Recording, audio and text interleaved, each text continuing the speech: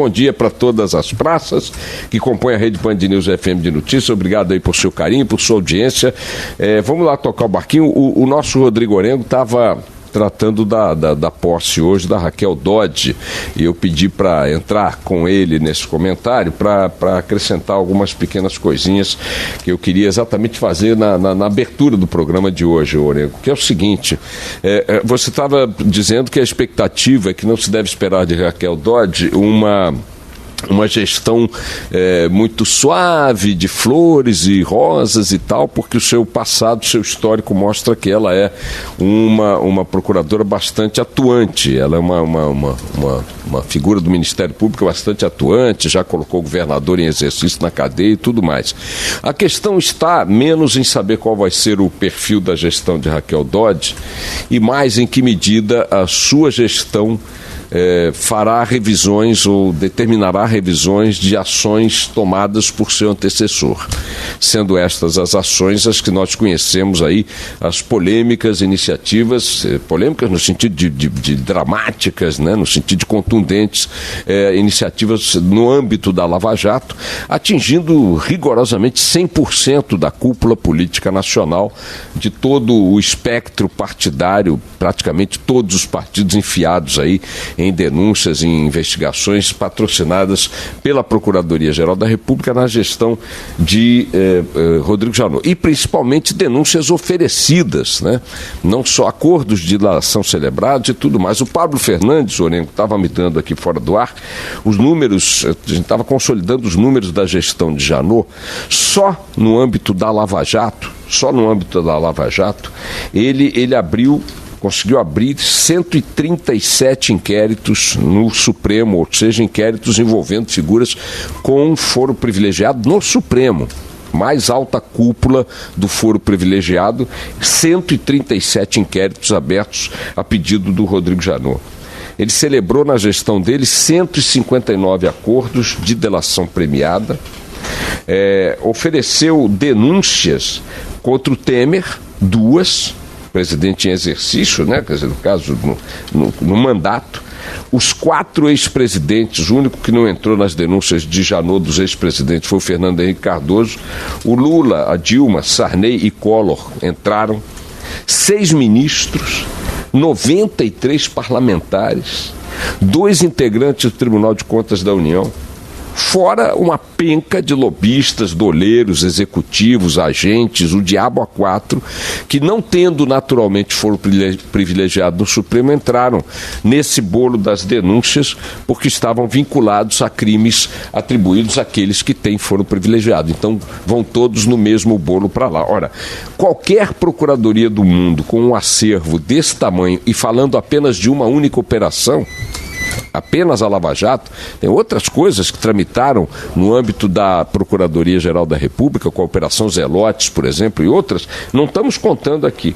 Ora, um acervo como esse fala por si só, com bilhões e bilhões de reais recuperados, etc. e tal. A consistência desse acervo é muito questionada por vários setores, especialmente aqueles atingidos pelas delações, aqueles atingidos pelos inquéritos, pelas denúncias. Se você perguntar 100% desses 159 personagens, ou das figuras atingidas por esses 159 processos, acordos de delação premiada, esses acordos devem ter apontado centenas de pessoas. Se você perguntar a essas centenas de pessoas o que eles têm a dizer, todos dirão que são inocentes. Os 6 ministros, imagina, batem no peito o tempo todo. 93 parlamentares. A gente conseguiu chegar a unanimidade de 100% de negativas de culpa.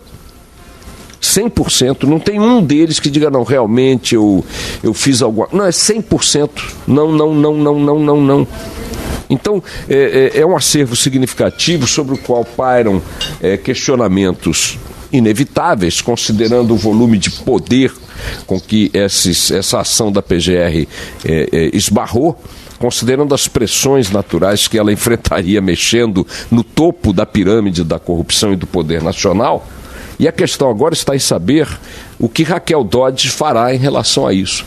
Menos no sentido de imprimir seu próprio tom sua própria personalidade à Procuradoria-Geral da República, sabendo-se que sua personalidade e o seu tom, como dizia Orengo, já são conhecidos bastante firmes, mas sim o que ela vai fazer em relação ao acervo deixado por Rodrigo Janot, já que muitas das iniciativas da PGR na gestão de Janot, especialmente as mais recentes, são questionadas duramente pela unanimidade da classe política, sabendo-se que essa classe política está envolvida nas denúncias, mas também por figuras do Supremo, por figuras do próprio Judiciário, por juristas, etc. e tal. E o que eu ouvi ontem, coincidentemente, aqui no Rio de Janeiro, que encontrei com um membro da própria Procuradoria da União, da Procuradoria-Geral da República, que tocamos nesse assunto, conversamos, ficamos batendo papo a respeito. Ele disse: olha, Boechat, até onde eu posso te afirmar, baseado, claro, na minha intuição, mas um pouco no que estou ouvindo dentro da PGR, é o seguinte: essa história de que a Raquel Dodge vai fazer um pente fino nas ações do Janot, nas iniciativas da gestão Janot, isso é conversa fiada. Não acredita nisso não, que é roubada. Então, eu não tenho elementos, tá, para dizer que, o meu caro Orengo, que a Raquel Dodge manterá intocado o acervo do Janot. Evidentemente, essa ressalva é do próprio procurador com quem eu conversei, diz o seguinte: olha, se surgir um fato, por exemplo, está se investigando a natureza da colaboração do Marcelo Miller, que era uma figura muito ligada ao Janot, com o grupo JBS, etc. e tal. Alguma coisa que possa pontualmente comprometer um ou outro aspecto de um processo conduzido pelo Janot, a Raquel Dodge será obrigada a mexer ali num ponto. Mas essa conversa de trazer de volta os processos, voltar para a estaca zero, refazer acordos, passar em pente fino e tal, isso aí eu não acredito, definitivamente não vejo perspectiva para que isso aconteça. Então, só para deixar esse dado aí inserido no horizonte das pessoas, porque vem a troca do procurador hoje e vem a ideia de que a Raquel Dodge possa ser o anti-Janot. Né? O pós-Janot, não no sentido do pós-cronológico, porque isso ela será, mas o pós no sentido de vira essa página, vamos dizer, e cria uma outra página e tal. Não é bem por aí que esse personagem, essa figura está enxergando, e a intuição que eu passo a ter em função do que eu vi dele, também um pouco do sentido, Orengo, da falta de sentido que haveria na Raquel Dodge marcar sua administração como sendo a administração que conteste a do seu antecessor. Não é sequer algo da cultura desse ambiente. É importante a gente chamar a atenção desse aspecto também.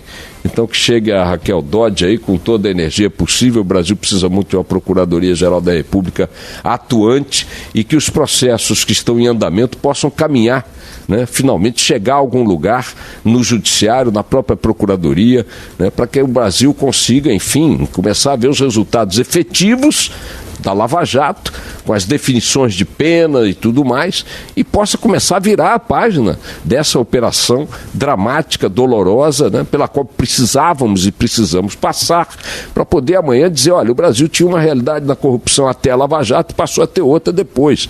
Porque só faz sentido enfrentar todo esse sofrimento, todos esses sobressaltos, para se chegar a algum lugar. Faço votos que não seja a Raquel Dodge aquela que vai dificultar que cheguemos, né? Ou adiar. É isso aí, vamos lá, toca o barco.